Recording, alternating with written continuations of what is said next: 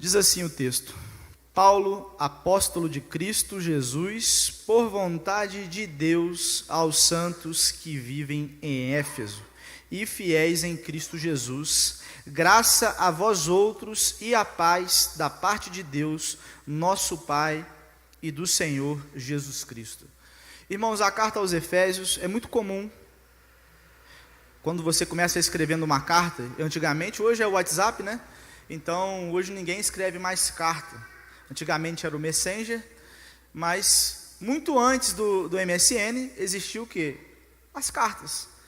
E o apóstolo Paulo, ele começa a carta dele endereçando quem ele é, endereçando qual que era a função dele no reino de Deus, qual que era o seu papel.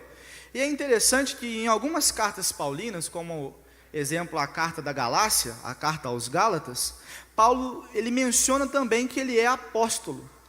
Paulo faz algumas menções, não são em todas as suas cartas que ele faz essa menção, mas em algumas ele deixa bem claro que ele é o apóstolo do Senhor. Por que ele faz isso? Qual que é a razão dele fazer isso? O apóstolo Paulo por várias vezes foi confrontado acerca da sua autoridade. O apóstolo Paulo por várias vezes foi confrontado como aquele que antes matava os cristãos. Então, quando ele endereça algumas cartas em igrejas que ele não havia frequentado, ele faz questão de dizer que ele era apóstolo, e não só apóstolo. Olha só, Paulo, apóstolo de Cristo Jesus, por vontade de quem? O apóstolo Paulo, ele tinha muita clareza de qual era o seu chamado. Está muito comum hoje a gente falar acerca de propósito de vida, descubra o seu propósito de vida. Mas aqui para o apóstolo Paulo, é com muita clareza. Ele está falando assim, olha, eu escrevo essa carta para os irmãos, aconselhando os irmãos em Éfeso, aconselhando os irmãos da cidade de Filipos, aconselhando os irmãos da cidade da Galácia, porque eu fui intitulado como apóstolo de Cristo. E não é um apóstolo que surgiu no meio do nada, não, irmãos, por vontade de Deus.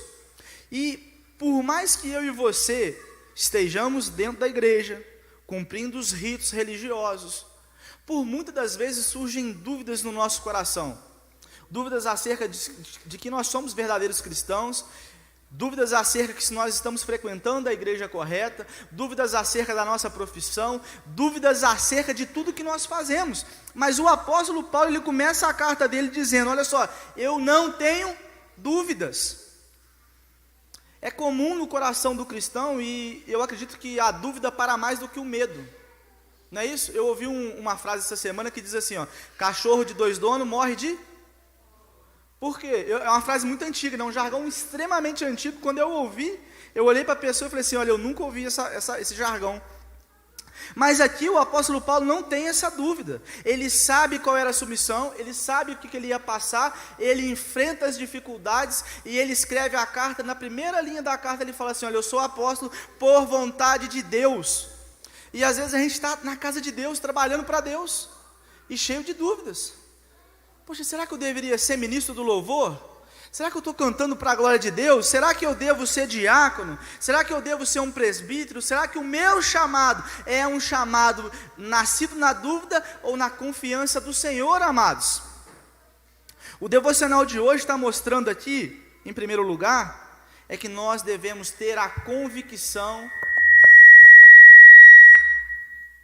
Amém. Que nós devemos ter essa convicção. O apóstolo Paulo, ele não começa assim, Paulo, apóstolo de Cristo, mais ou menos pela vontade de Deus. Claro que não, ele tem isso convicto. E quando nós temos essa convicção do nosso chamado, nós temos o quê? Intrepidez para agir em meio a situações difíceis. É tão forte isso aqui quando ele coloca por vontade de Deus, é que ele fala assim, olha, mesmo que a minha vontade não fosse essa, é a vontade de Deus.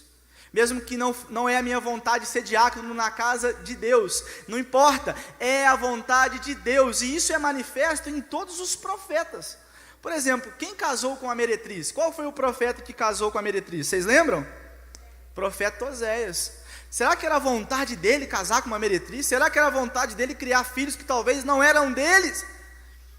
Irmãos, o apóstolo Paulo inicia a carta aos Efésios deixando bem claro para mim e para você: eu não faço a minha vontade, mas a vontade de Deus. E isso tem que servir para a gente de alguma maneira. A gente tem que encontrar aqui no versículo 1, porque, como disse o Dr. Martin Lloyd-Jones, não foi escrito à toa, uma clareza acerca daquilo que a gente faz. E o que nós temos feito? Será que é em meio a dúvidas? Essa semana eu ouvi um relato de uma mãe de um filho que tem autismo, e ela falou assim: eu não sei se eu era para ser a mãe do meu filho. E aí eu comprei um livro do John MacArthur que fala: pais sábios, filhos brilhantes. Os filhos são herança do Senhor. Eu não tive a oportunidade de falar com ela, mas eu ia falar assim: olha, você foi escolhida a dedo por Deus para ser a mãe do seu filho. Biblicamente falando, nós temos dúvidas acerca de algumas coisas que já são determinadas pelo próprio Deus. Quem aqui tem dificuldade como marido? Quem aqui? Todos nós temos dificuldades imensas, principalmente em serviços dentro de casa, não é assim? A Associação dos Homens diz que o prazo de cadência para poder cumprir uma tarefa em casa é de 6 meses, então vocês fiquem tranquilos. Mas a realidade, irmãos, é que essas dúvidas podem surgir, mas é a nossa função acreditar com convicção que foi nos entregue pelo próprio Deus. Às vezes a gente fica com medo de fazer algumas coisas, às vezes a gente fica assim: será que eu devo assumir esse cargo dentro da igreja? Será que eu devo trabalhar nessa função dentro da igreja? Irmãos, é o próprio Deus que escolhe as pessoas que trabalham na sua seara. O apóstolo Paulo é muito claro: o apóstolo de Jesus Cristo. O apóstolo Paulo não é o apóstolo de outro homem, não, de Jesus Cristo. A autoridade que foi dada a Paulo não foi a autoridade de Roma, nem existia aqui ainda os arcebispos de Roma. Não, irmãos, foi a autoridade intitulada pelo próprio Cristo Jesus. E às vezes no nosso coração entra muita dúvida. Qual que é a segunda parte que a gente quer descobrir ainda no versículo 1? Se eu te desse hoje, eu não tenho essa condição, mas se eu te desse hoje $1 milhão, que é diferente de reais, e falasse assim: olha, você tem passagem ilimitada para entrar em qualquer aeroporto e pegar qualquer avião pelo mundo por 1 ano. Como é que você entra no aeroporto na primeira vez que você vai usar esse cartão e esse dinheiro? Com muita autoridade, né? Aí chega alguém, um segurança, e fala contigo assim: olha, você não pode entrar. Aí você tira do bolso o crachazinho e fala: olha, fulano de tal me deu, coisa e tal, estou passando. A primeira vez que você passa no aeroporto e pega o avião, você sente um pouco de dificuldade, mas a segunda vai melhorando, a terceira vai melhorando. Na 100ª viagem, você já se sente até o dono do aeroporto, não é assim? Por que acontece isso? Por causa das assimilações que nos ocorrem. Mas aqui no apóstolo Paulo, quando ele coloca a vontade de Deus, irmãos, não é o homem mais rico da terra, não é o homem mais poderoso da terra, é o próprio Criador dos céus e da terra que intitulou o apóstolo Paulo. Por isso que o apóstolo Paulo vai passar por prisões, por isso que o apóstolo Paulo vai passar por uma víbora na ilha de Malta, por isso que ele vai superar um naufrágio, por isso que o apóstolo Paulo enfrenta cadeias e prisões com tanto fervor, sabendo que ele estava cumprindo a vontade de Deus, e o passaporte dele era o passaporte de Deus. Quem te chamou para ser mãe, quem te chamou para ser pai, quem te chamou para ser diácono, presbítero, pastor, para ser ministro do louvor, foi o próprio Deus.